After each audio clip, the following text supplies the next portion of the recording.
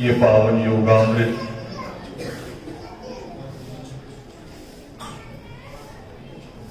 जो वीर जिंदल जी उनके आत्मयोग के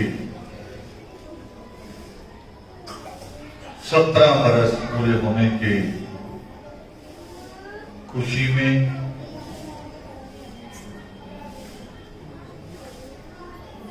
उस ईश्वर के शुक्राने के तौर पे किया जा रहा है जिस परमेश्वर ने हमें इंसान के रूप में इस जमीन पे इस जगत में आने का अवसर दिया और केवल इंसान के रूप में नहीं, इस बात की स्वतंत्रता और अधिकार भी दिया कि आप जो बनना चाहो, अपने जीवन में जो सुख प्राप्त करना चाहो, जो रुतबा प्राप्त करना चाहो, वो आप कर सकते हैं। मगर करने के कोई धागे तमीज नहीं है। कोई पद प्राप्त करने के, कोई खुशियां प्राप्त करने की कोई तंत्र मंत्र नहीं है। पुरुषार्थ है, मेहनत है। मेहनत के द्वारा हम जिस वाल्मीकि अनंत में बैठे हैं, ऐसे खूबसूरत हॉल शायद देखने को मिलेगा। और ये किसने बनाया? आप लोगों ने, आप लोगों की मेहनत से, आप लोगों के पैसे से, आप लोगों की इच्छा से, तंत्र मंत्र से नहीं बना। यानी ईश्वर का द्वार भी, ईश्वर का अनंत भी तंत्र मंत्र से नहीं बनता। उसके लिए भी पुरुषार्थ करना पड़ता, मेहनत करनी पड़ती। तो परमेश्वर ने पावन योग शिष्ट में बहुत साफ लिखा है, बहुत साफ, कि कोई दुनिया का ऐसा काम नहीं है। 3 जगत भी लिखते, एक जगह शब्द लिखते हैं परमेश्वर कि 3 लोगों में ऐसा कोई पदार्थ नहीं है जिसको आप पुरुषार्थ के द्वारा प्राप्त न कर सकते। 3 लोगों में। और बहुत बड़ी बात है, ये अधिकार परमेश्वर हमें देते हैं। और उसी अधिकार का एक फल ये भी है कि हम जिस अंबेडकर नगर में बैठे हैं, जिन बाबा साहब भीमराव अंबेडकर के नाम पे ये नगर है, लुधियाना जैसे इंडस्ट्रियल टाउन में, और जिस जगह अपनी ये बस्ती है, उसके चारों तरफ हम अगर देखेंगे तो बंगलों के, कोठियों के बीच में रहने का अधिकार जो बाबा साहब अम्बेडकर ने हमें लेके दिया, वो भी पुरुषार्थ से कि हम रह सकते हैं। हम भी कोई भी जगह हो, कितना पॉश एरिया हो, हमारी भी हिस्सेदारी है। ये बाबा साहब अम्बेडकर ने अपने संविधान के द्वारा दिया, और बाबा साहब अम्बेडकर ने ये सब कुछ किया पुरुषार्थ के द्वारा। लिखते हैं बाबा साहब अम्बेडकर एक एक आंदोलन लड़ा बाबा साहब भीमराव अम्बेडकर ने, जिसको कहते महार तालाब। जब हमें तालाब से, कुएं से पानी पीने का अधिकार नहीं था, आज भी है बहुत सारी जगह ऐसी, आज भी ऐसी कई जगह है जहां कुएं अलग अलग हैं, मगर बाबा साहब अम्बेडकर ने तालाब की लड़ाई लड़ी बड़ी। पहले नगर पालिका के प्रस्ताव में पास करवाया, कानूनी लड़ाई लड़ी। नगर पालिका, थाना नगर पालिका लगती है, बॉम्बे का ही हिस्सा है, बॉम्बे से जुड़ा हुआ। थाना नगर पालिका में पास करवाया और पास करवाने के बाद उनको पता था कि मेरी कौम जा नहीं पाएगी, मेरी कौम ये हिम्मत नहीं कर पाएगी कि उस तालाब का पानी पी सके, क्योंकि शुरुआत बड़ी मुश्किल होती। आत्मयोग की खुशी में हम बैठे हैं। ये आत्मयोग शब्द और उसकी एक परंपरा, उसका कथन कैसे निभाया जाता है, उसकी क्रिया क्या है, इसकी शुरुआत करते वक्त भी बड़ी मुश्किल आई कि कैसे शुरुआत करें, जबकि ये कोई लड़ाई नहीं थी, ये कोई लड़ाई नहीं थी, ये कोई जातियों का झगड़ा नहीं था, आत्मयोग कोई ऊंच नीच का झगड़ा नहीं है, मगर उसमें भी एक संघर्ष था कि अगर लड़की का परिवार धर्म समाजी है तो लड़के वालों को मनाना पड़ता था, क्योंकि उनके दिमाग में पंडित घुसा हुआ है। पंडित कौन? पंडित जो कहता था महार तालाब का पानी आप नहीं पी सकते। वो पंडित हमारे दिमाग में, हमारे दिमाग पे राज करता है, आज भी करता है। शादी करनी हो तो पंडित से पूछने जाती है ये माएं औरतें कि जी शादी कब करते, सही सही से बता दो। अब सही सही से अंदाजा लगा लो आप अपने आप। धर्म समाज की भाषा कड़वी लगती है थोड़ी सी, और कड़वी इसलिए लगती है कि एक सच है जीवन का, एक सच होता है, और सच अगर हमारी बुराई कहता है, सच अच्छाई कहे कि आप बड़े सुंदर लग रहे हैं, आपकी ड्रेस बहुत सुंदर है, ये इनको चुप करा दो या घर चले जाओ, माता जी या घर चले जाओ, बात कर लो या इधर मेरी बात सुन लो, इनको सीधे करा दो, सीधे होकर बैठ जाओ, इधर मेरी करो। देखिए यहां आके भी अपनी चुगलियों में ही लगे हुए हैं, तो पंडित तो दिमाग पे राज करेगा ही करेगा। वो अभी भी आपके दिमाग पे राज कर रहा है। हम कहते हैं हम गुलाम नहीं रहे, पर गुलाम कोई जंजीरों वाले गुलाम थोड़ी होते। गुलाम हमेशा वो नहीं होता जिसके बेड़ियां डाल रखी हो पैरों में। गुलाम वो उजारा होता है जिसका दिमाग गुलाम हुआ हुआ। हम दिमागी गुलाम। अगर यही कथा कोई पंडित कर रहा होता, सारी बीबियां डरी हुई होती, डरी हुई होती कि बाद में कुछ छींटा ना दे जाए पानी का उल्टा पुल्टा, सहमी हुई होती। और आपके बस्ती का कोई सड़ा सा सियाना होता, जिसको सियाना कहते हैं, तब भी डरी हुई होती। और हम जो डर खत्म कर रहे हैं, क्योंकि हमारा जयकारा क्या है?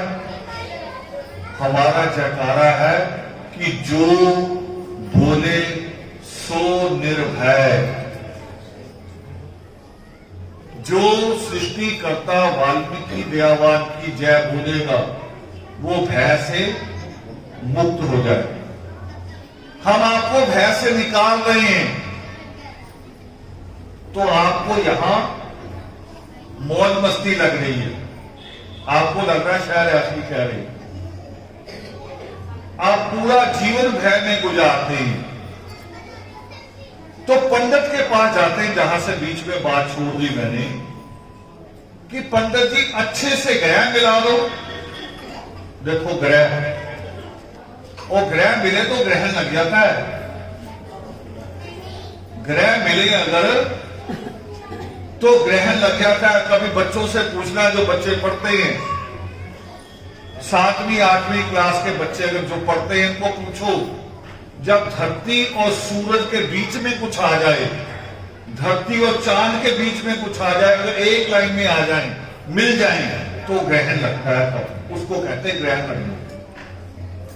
आप पंडित से ग्रहण लगवाने जाते हो कि जी ग्रह बिल्कुल सही से मिला दो एकदम। जब सही से मिलाओगे तो ग्रहण लगता है, ग्रहण है उसको समझ लीजिए। शादी पंडित से पूछ के करते हैं, दिन टाइम भी पंडित से पूछा होता है कितने बजे वो इनको चक्कर में डालना है। उसके बाद क्या होता है, सारी बहू बेटियां जो मेरी बैठी हैं यहां, सोच के देखो, अपने आप से पूछो, इतना कुछ पंडित से पूछ के करते हैं। कोई कोई परिवार को हरिद्वार स्नान करने भी ले जाते हैं बच्चों को शादी से पहले कि स्नान करा लाएं, और भी बहुत कुछ करते हैं। मगर ये बेटियां जो बहुएं बैठी हैं, अपनी आत्मा से पूछो, इतना कुछ किए हुए के बावजूद 6 महीने भी सुख की रोटी नहीं मिलती। 6 महीने भी, 1 महीना निकलता सिर्फ 1-1.5 महीना सुख का, और वो भी कौन सा, 2-3 दिन शादी के, फिर 2-3 दिन वापसी, ये वो करना जी, लड़की दोबारा जाएगी, फेरा डालेगी, और फिर कुछ दिन मामा ससुर ने बुला लिया, मासी ने बुला लिया खाने पे, नए बच्चे हैं। 1-1.5 महीना दावतें निकलती हैं सिर्फ, और उसके बाद माँ बाप क्या कहते हैं, कह रहे उठाओ अपने बर्तन बुर्तन अपना, चलो करो काम तुम अपना। इतने पंडितों से पूछ के, और जो जेवर जुटाया होता है, 10 साल लगाती है माएं एक बेटी का जेवर बनाने में। 10 साल, हर साल कुछ ना कुछ बना लेती है पति से चोरी। कभी अंगूठी बना ली, कभी कान का कुछ बना लिया, कभी नाक का बना लिया। 10 साल का इकट्ठा जेवर 6 महीने भी लड़की के पास नहीं बचता। आप अपने आप से पूछिए जो यहां बैठी है, 6 महीने भी बचा हो। इतना पूछा अपने पंडित से, इतना पूछा, और शादी का परिणाम ये। और फिर मां इंतजार करती, वो बहू इंतजार करती जिसकी शादी हुई कि कोई नहीं, चलो अब मेरे बच्चे होंगे तब सुख आएगा। पहले भी सुख नहीं आया, बाप के घर भी सुख नहीं आया, पति के साथ आ गई तब भी सुख नहीं आया, फिर इंतजार करती मेरे बच्चे बड़े होंगे, चलो तब सुख आएगा। सुख तब भी नहीं आता, क्योंकि जो बहू आप ला रहे हैं उसकी मां पहले ही तैयारी करके भेजती है कि आधा सामान तो निकालना ना जब तक तू अलग ना हो जाए, ये सामान बंद ही रखना। सुख तब भी नहीं आ रहा, तो यहां बैठ के पूछो ना, लड़ो। लड़ भी सकते हैं ईश्वर से, लड़ भी सकते, बाप से लड़ पड़ते हैं ना, कभी कभी बाप से लड़ते हैं, झगड़ते हैं, मां से झगड़ते हैं। उस परमात्मा से भी झगड़ा करो भी सुख आ क्यों नहीं रहा।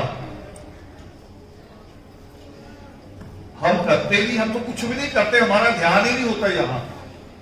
हम तो यहां सिर्फ इसलिए आते हैं कि आज जिंदगी ने बुलाया है, चले चलो, कल को हमें जरूरत पड़ेगी। दूसरे दिन बिलेश्वर जी ने बुलाया है, चले चलो, फिर हमें उनकी जरूरत पड़ेगी। हम तो एक दूसरे के लिए आते हैं, ईश्वर के लिए नहीं आते।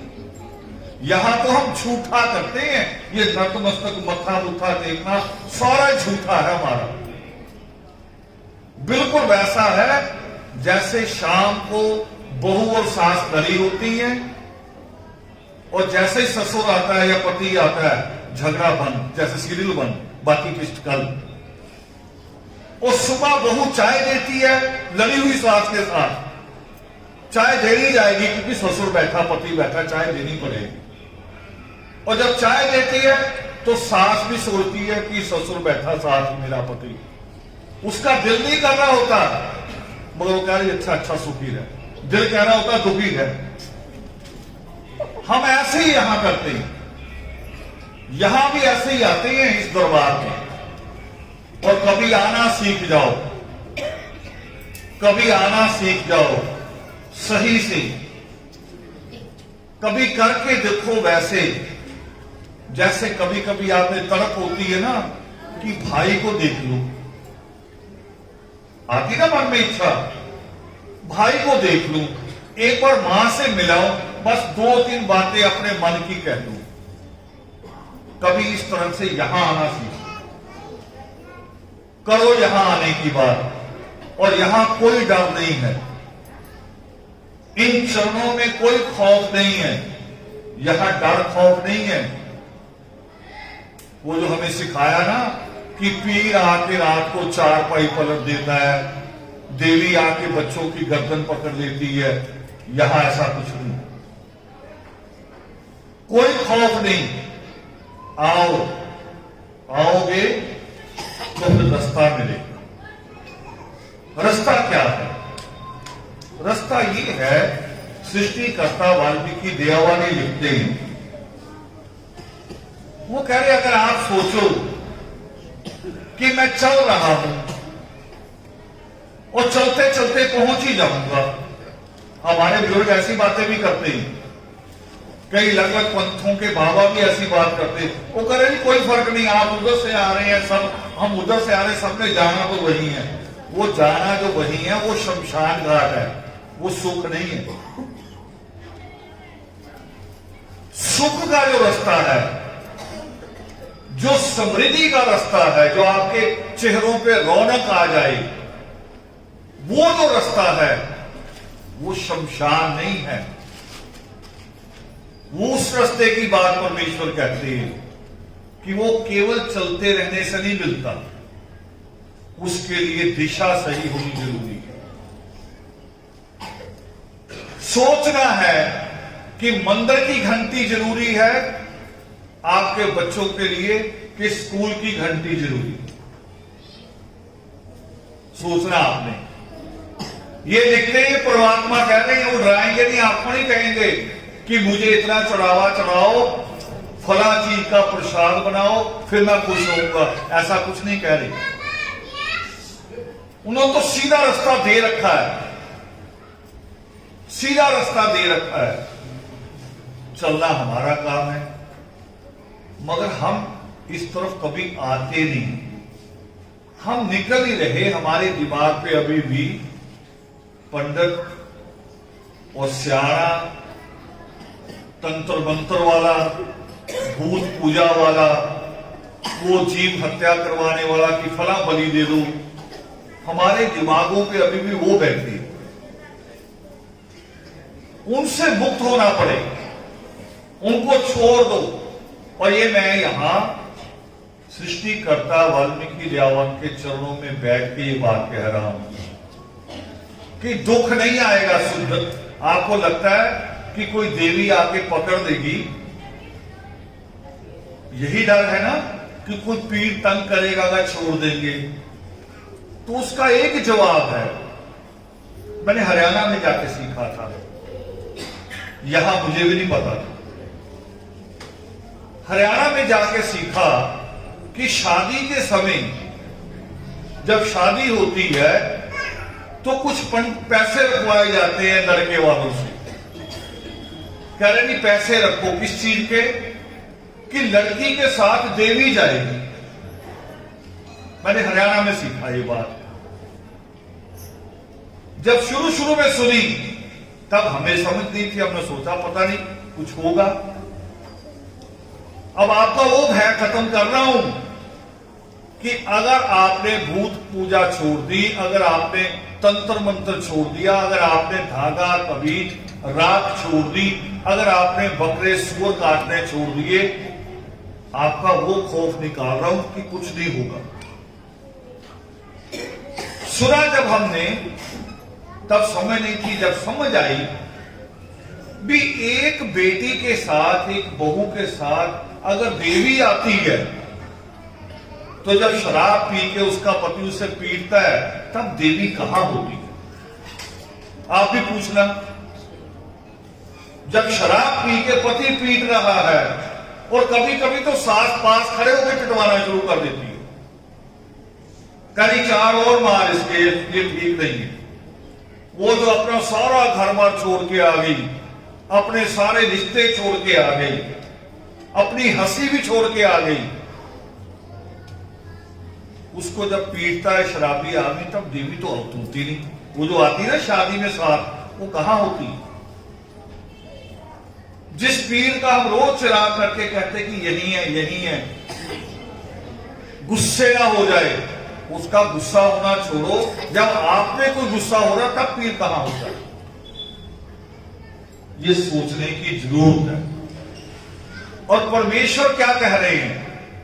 परमेश्वर कह रहे हैं कि मैंने आपको हाथ पैर, सोच के लिए दिमाग, सब कुछ दे दिया है, अब आगे आपको करना है। और कितना करना है कि बाबा साहब अंबेडकर ने पहले वो प्रस्ताव पास करवाया, पास करवा के फिर सोचा कि कौन जाएगा उस तालाब पे पानी पीने। ठीक है, सरकार ने लिख दिया, मगर किसकी हिम्मत है? आप भी रोज दफ्तरों में जाते हो, कई बार आप कहते हो ये ऑर्डर है हमारे लिए, तो पता क्लर्क, एक सड़ा सा क्लर्क कह देता ले ऑर्डर ले आओ, दिखाओ मुझे कहां है, जबकि ऑर्डर उसके पास ही होना चाहिए। दफ्तर का ऑर्डर, सरकार का ऑर्डर दफ्तर में आएगा, क्लर्क की फाइल में होना चाहिए, मगर वो हमें उलझाता है। वो सोचता अनपढ़ कौम है, कह ले आओ जी सरकार का ऑर्डर ले आओ, फिर देख लेते हैं, लाओ ले आओ। उसको पता ये कहां से लाएंगे। बाबा साहब अम्बेडकर को भी पता था कि मेरी कौम नहीं जाएगी बाहर तालाब पे पानी पीने। क्या किया बाबा साहब अम्बेडकर ने? वो आज के लीडरों की तरह नहीं थे, आज के लीडरों की तरह नहीं थे कि अगर सड़क पे धरना देना तो पहले सट्टी बट्टी कर लेते हैं एसएचओ के साथ, डीएसपी के साथ, कि बस फोटो खिंचवानी है जी, कुछ नहीं होगा, आप घबराओ नहीं, मैं खुद ही ले जाऊंगा सबको निकाल। पहले ही सांठगांठ कर लेते हैं। बाबा साहब वो नहीं, बाबा साहब खुद आगे आगे चले, अपने साथियों को साथ लिया और उसके पीछे गांव वालों को लिया। पहले खुद, फिर अपने साथी जो उनके जैसे इकट्ठे थे, और उसके पीछे गांव वालों को कहा आओ सबसे पहले मैं पानी पीऊंगा, क्योंकि कानून बन गया। दूसरी तरफ से पत्थर चले, लाठी बल्ली से भी हमला हुआ, पर बाबा साहब अम्बेडकर उस तालाब तक गए, पानी उठाया, पिया, और उसका परिणाम है कि ये अम्बेडकर नगर, केवल यही अम्बेडकर नगर नहीं, पूरे देश में जहां जहां हम रहते हैं, जहां जहां भी हम हैं, हमारी राजधानी है चंडीगढ़, वहां भी देश की राजधानी है दिल्ली, वहां भी बीचों बीच शहर के बीच में जो बस्तियां बनी, कॉलोनियां बनी, ये बाबा साहब अम्बेडकर के उस संघर्ष का परिणाम। आपको वो बाबा याद नहीं। देखो इस कॉलोनी का नाम अम्बेडकर जरूर रख लिया, पर ये बाबा याद नहीं। आपको दूसरे बाबा याद है, कोई घोड़े पे बैठा हो वो याद है, किसकी एक बाजू ज्यादा लंबी हो वो याद है, या जिसकी बाजुएं ज्यादा हो जाए वो याद है। ऐसा पीस तो होता ही नहीं है। ऐसा पीस हो तो माँ बाप को उलझन पड़ जाती कि ये क्या हो गया। ये 5 उंगली चाहिए कि 6 भी चाहिए किसी को? बाजू तो चलो, थोड़ी बाजू तो और मुश्किल पैदा करेगी। मैं आसान चीज पूछ रहा हूं, छठी उंगली बाहर निकल आए या यहां से निकल आए, चलता है वो? बच्चे का जीना मुश्किल हो जाता है। मां बाप चाहे पसंद भी कर ले, कोई बात नहीं, हमारा बच्चा है, मां तो उसे कलेजे से लगाएगी। मगर दुनिया में मजाक का कारण बन जाता है। आपके वो बाबा है, आपकी वो देवी हैं जिनके जैसा पीस होता ही नहीं, अगर हो जाए तो कोई घर रखेगा नहीं। हम उसी में उलझे हुए हैं। हम उस उलझन से बाहर आने की जरूरत। आज हम बैठे आत्मयोग के लिए।